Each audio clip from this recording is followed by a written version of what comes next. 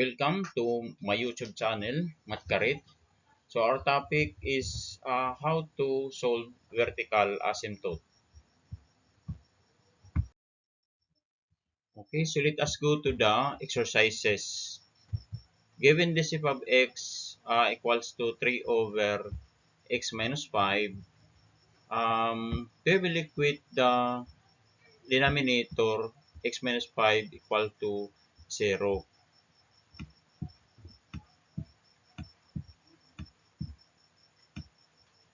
Okay, let us equate this to 0.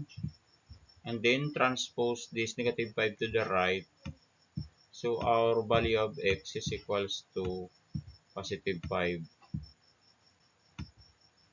Okay, so this is our vertical asymptote. Okay, in addition, in computing for the vertical asymptote is similar to the uh, computations on how we can find the domain of rational function. Okay, so I hope you'll learn something this presentation. What about this given f of x is equals to 3x plus 4 over 2 squared plus 3x plus 1. Okay, so before I equate this denominator to 0, I have to simplify first this denominator, 2x squared plus 3x plus 1. This is how I simplify this expression. So I have to multiply this leading coefficient to the constant of positive 1. So this is squared plus 3x plus 2. Okay. So next I have to find the factor of this x squared plus 3x plus 2. So the factor is x squared x plus 1 rather x plus 1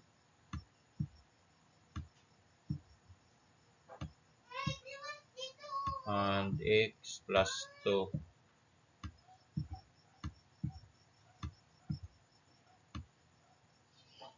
Okay.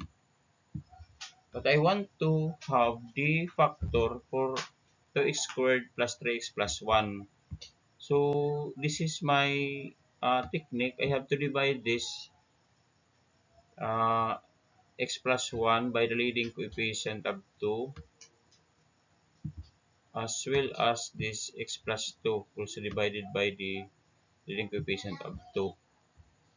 So this 2 will become the coefficient of x plus 1. So 2x plus 1 na siya. Becomes 2x plus 1. And this x plus 2 will be divided also by 2. So it becomes now x plus 1. So this is the factor of 2x squared plus 3x plus 1.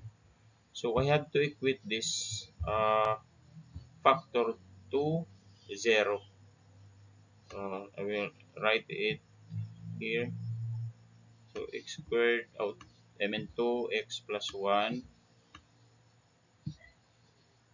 x plus 1, and x plus 1, x plus 1, yeah, x plus 1.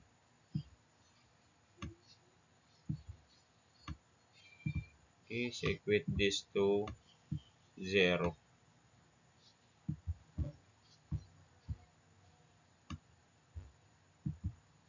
Okay, so 2x plus 1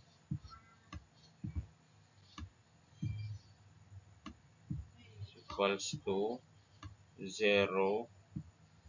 Then transpose this positive 1 to the right, so it becomes negative 1. Negative 1. Then divide both sides by 2. So our x, let's write this. Sorry. Divide both sides by 2. Then our x is equals to negative 1 half. Negative 1 half. So this is our vertical asymptote. And also this one, this x plus 1 is also equate to 0.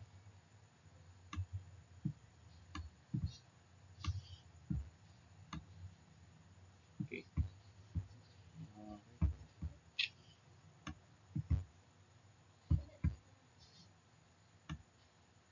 Equate to 0. Then transpose this positive 1 to the right. So it becomes now negative 1. Okay, so we have two vertical asymptote.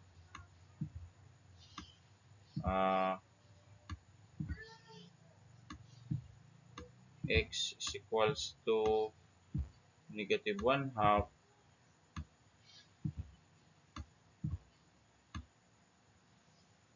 and x is equals to negative 1.